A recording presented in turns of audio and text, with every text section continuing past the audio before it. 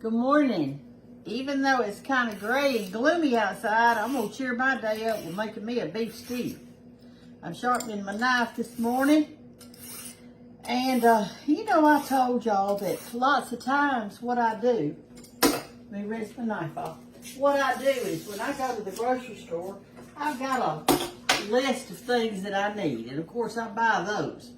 But if they have something on special, I buy that too because I can make a meal out of that. You know, we've tried to save a little bit and things are so high. So this is the cheapest I've seen a roast in a while. It was $3 and let me look, see if I can see it, 66 cents a pound, which most time has been higher than that. So I decided I'd make it go as long as I could and I'd make a beef stew. So I got 2 of them.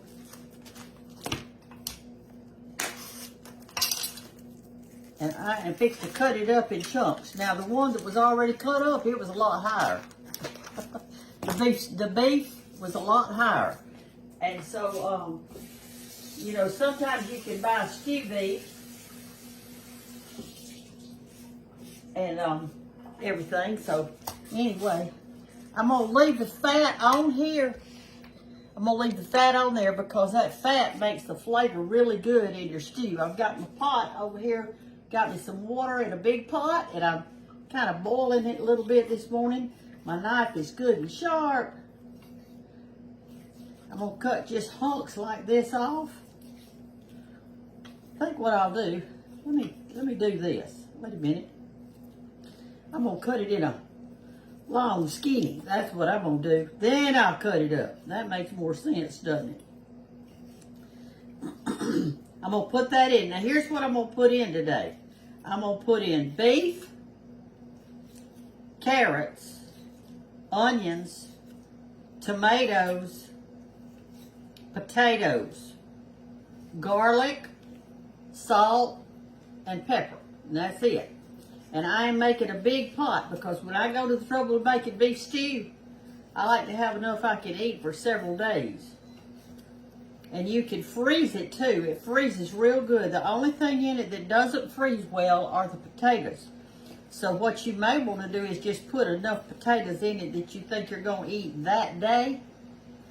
And then when you get it out of the freezer, you can always boil some more potatoes in it and have you some, okay? This looks really pretty. This is some pretty meat today. It's kind of dark, isn't it? Maybe I need to turn on, let's see what I can do about the lighting. Y'all can't half see, can you? Is that a little bit better? I drew a lamp over here so we could kind of see what we're doing this morning. Oh, and by the way, some of y'all have said, hey, Brenda, I hadn't been seeing you lately. Well, I've been on here, honey, all the time I'm on here.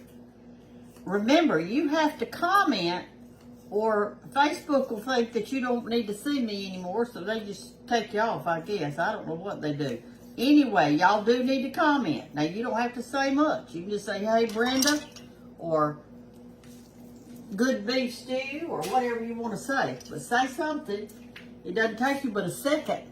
And another thing you need to do is always share my stuff. How can I teach people to make a good beef stew if they can't even see it? So you share it. Maybe they'll follow too. I notice, I can tell whether y'all share it or not. Some of you do. You're real faithful to do that, and some of you not.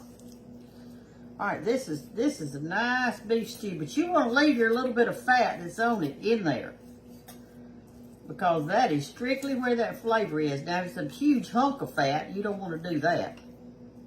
But all these little marbly parts, you cut that part off. See that? That's a big old hunk. We don't want that. We just want part of it, some of it. All right, I'm gonna finish cutting these 2 roasts up, and what we'll do at the end of the video, I will add up how much money I've got in this roast, and we'll talk about it and see how economical it really is. Okay, now I'm gonna put in my diced tomatoes. I told y'all I broke the top to my pot. I mean, it shattered everywhere, so I'm just using a cookie sheet on top of it.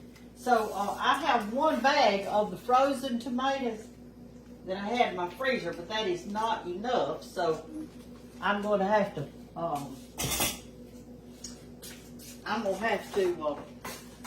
use cans of tomatoes too. I got one frozen bag, and I'm going to use that. You know, when you've got 2 roasts in a pot, you need a good little bit of tomatoes, or I like a good bit. So I'm going to put that, and I'm going to put 2 cans of just petite, nice tomatoes in there. And that'll give us a little extra good flavor. Now let me get the rest of the stuff out. All right, here's what else I'm going to put in there. I'm going to clean some of this big old bag of carrots right here. I'm not going to use them all, but it was the best buy. So, I mean, I like carrots. I use them in carrot salad or whatever. So I got a big bag of these. I'll probably put 8 or 10 in there because it's a big roast. I'm going to put 2 big onions. If it doesn't look like much, I might put a 3rd one. And I'm going to put a bunch of these Idaho potatoes in there. I mean, russet potatoes in there. And then my salt, pepper, garlic. And I'll be done. I'm going to cook real good. But I'm going to cook this meat now probably at least an hour before I even put my vegetables in there. Because I don't want my meat to need more cooking after I put this in. I want it to be done and good and tender and good. And I'll taste it to see how the flavor is. Y'all have a great day. I'll try to show you this soup when I get through, okay? I meant to show y'all too, this apron I've got on right here is unusual. It goes over your shoulders, but see how it does in the back. Then you tie it. And then I got this one too. And isn't it cute? And then I got a Texas. Good morning, Texas. How are y'all? Out there in the big old state. Anyway, I put on this one this morning. I've got y'all sitting in the kitchen window. While I'm grading carrots, I'm watching outside. And I have the most beautiful red bird. He's sitting on the fence, and he hops over there to that bird feeder every now and then. There comes a woodpecker. He likes it too. I love where I've got my bird area, because that way when I'm cooking I can watch. And I'm cooking most of the time because I'm always hungry. I'm always hungry. Y'all aren't going to sit down now and just sit all day, are you? Because if you are, you're going to rust. You'll just rust up. I'm going to put these in my stew. My beef stew. I love beef stew. Mama used to fix a big old pot of it. I like cornbread with mine. Do y'all? I like cornbread with beef stew. Oh, there he went. He's gone. He's gone away. He's got beautiful. Oh, the red bird's back. The red bird's back. I'm gonna put all these carrot scrapings like this. Some of y'all tell me not to peel them, but I always do. I'm gonna put these in my mulch bed, and the ends of the carrots. I got me a mulch bed started. I'm gonna do that. I don't carry my stuff out there every day to it. I put it in I've got a kind of a pot thing. I put it in, and then I carry it out there when it gets full. And I had some stuff coming up in my mulch bed. You could tell it was something like a squash maybe, or I don't know what it is actually. I know it's not a gourd because I hadn't put any gourd seed in it. But something's coming up, so I just transplanted it into my flower bed. We'll see what it turns out to be. It may be a squash. It may be a, I remember last year I cooked some kind of, I'm trying to think what the name of that squash was I cooked. I need to think now what it was. All right, so I'm going to rinse these off. I think to cut these in squares. I already got my onion cut over here. See that? I cut up both of them. I cut up 2 of them. I'll be back in a minute. Okay, I just put my carrots in. Now I'm going to take 3 of these garlic cloves because I'm making such a big soup. or stew, I should call it. Beef stew. It's not a soup, it's a stew. I've got 2. Let me get one more. I bought 2 big things of these. There you go. There's one. I'm going to cut them up a little bit in there. So I'll have...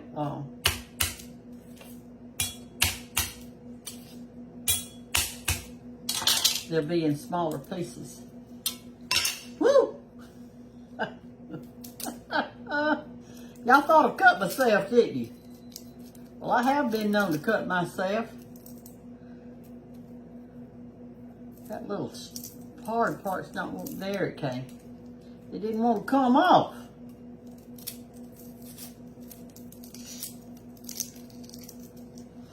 Smells so good. I had some garlic plants out in the yard one time. I don't know what happened to them. I guess they played out, as my granny would say. Have y'all ever heard that expression? They played out. They just kind of went away. You didn't see them anymore. All right, I'm going to cut these up kind of small here. We're going to put them in and let those flavors come out all through our little stew. I've already put my salt and pepper in. And I'm going to taste it in a little bit and see kind of if it's a plenty.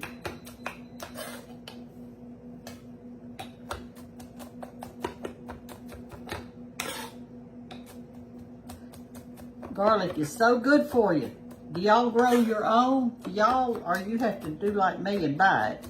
I guess I need to get me some garlic plants and I'll put them out there and grow my own. All right, I got 3 of them in it. And I don't think that's going to be too much because this is a huge pot over here that I've got. A huge pot.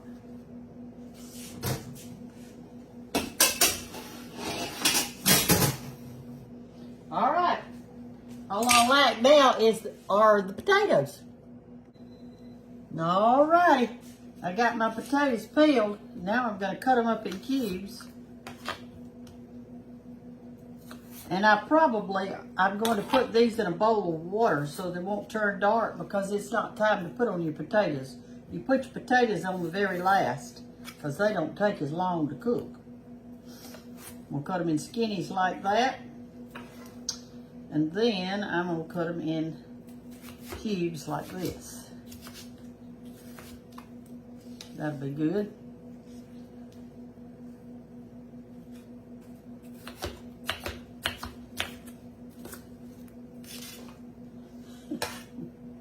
And it's going to be so good today. A good old hot beef stew with a pan of cornbread, glass of sweet tea. What more could you ask for? I don't know what you could ask for. Now, some of y'all don't make your stew like mine, and that's fine. What y'all have, I've heard some of you say that what you do is you brown your meat with a little flour and all, and that's fine and dandy. If that's the way you like it, hey, whatever suits your fancy and whatever that your family likes, that's a good thing. All right, that's it. Now, what I did is I used 6 potatoes. And if I decide to freeze some of this, I'm not going to freeze the potatoes in it. I'll just have to dip those out and eat them separately because they do not freeze good. But everything else in there freezes great. Okay, I've got my potatoes in water. Made a nice little bowl, those 6 ones. And I got them in water so they won't turn dark. And at the end, I'll just pour those in there. Not the water, but the potatoes. And let those get tender and then it'll be ready. Okay, y'all. I took my thing right here. My ticket. I can't get my head straight today. Anyway, so I added it all up. Now, the roast came out, the 2 roast, came out to $17 that I paid. Right at, I didn't add like this 5 cents, but $17. Okay, and then I spent $1.50 on the carrots and 75 cents on the onions and $1.50 on the potatoes. Now, what I did is, you know, it was a bag of potatoes and a bag of carrots, which I didn't use all of them, so I had to kind of guesstimate on the total price, and then I just divided it. But anyway, I spent $21 on that stew. And it made 2 gallons. So that's 32 cups. So I took the $21 and divided it by 32 cups of soup. So it comes out that you're paying 65 cents per cup of soup. So you could feed 32 people for $21 if they just ate 1 cup of soup, which I know I'm going to eat 2. It's not 3. But anyway, so that kind of lets you know that this was an economical dish. When you think about feeding a family of 6, let's say, then you're spending 65 cents per cup that they eat. Now, you've also got to consider, is it nutritious? And the answer is it surely is. It's got your vegetables, good vegetables in it, your tomatoes, your onions. Oh, I've added in the tomatoes too. I forgot to tell you that. But anyway, it's got your all the good stuff in it for your family. It's got your vegetables, your meat, and another thing that you need to think about is your broth.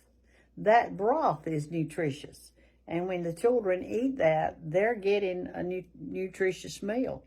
So when you think about how many times y'all could eat off of that, where can you eat out for 65 cents? Nowhere. So anyway, wanted y'all to know that this morning. I think it's important. Do you? Hey, I want y'all to see the soup we got home from church, or the stew we got home from church, and everybody was so hungry that I didn't have a chance to even make any of the cornbread. We just ate crackers with it, but it was delicious. And we've already eaten, but I've got a bunch left over like I told you we were going to have. So I want you to just get to see how pretty it is. I like the juice as much as anything. I love the juice in there.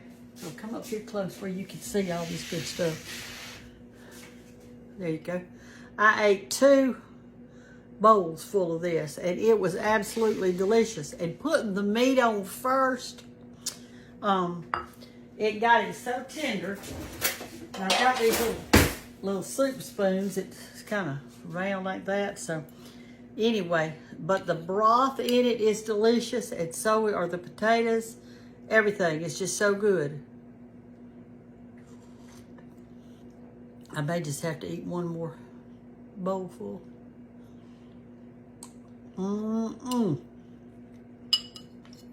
The carrots are delicious.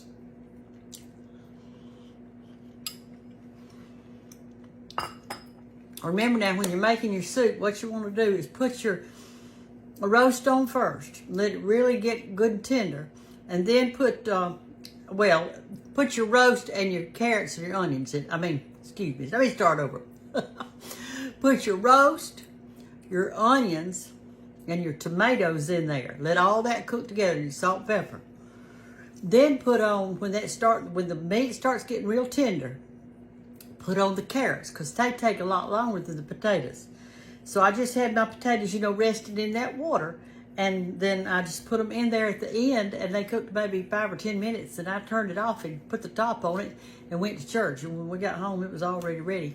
But nobody wanted to wait. They didn't want to wait on cornbread, so we just had the crackers with it, and that was good too. Y'all see my cute shirt? Y'all have a good Sunday. I did. I had a good Sunday at church, and it was good. Hope y'all got to go too.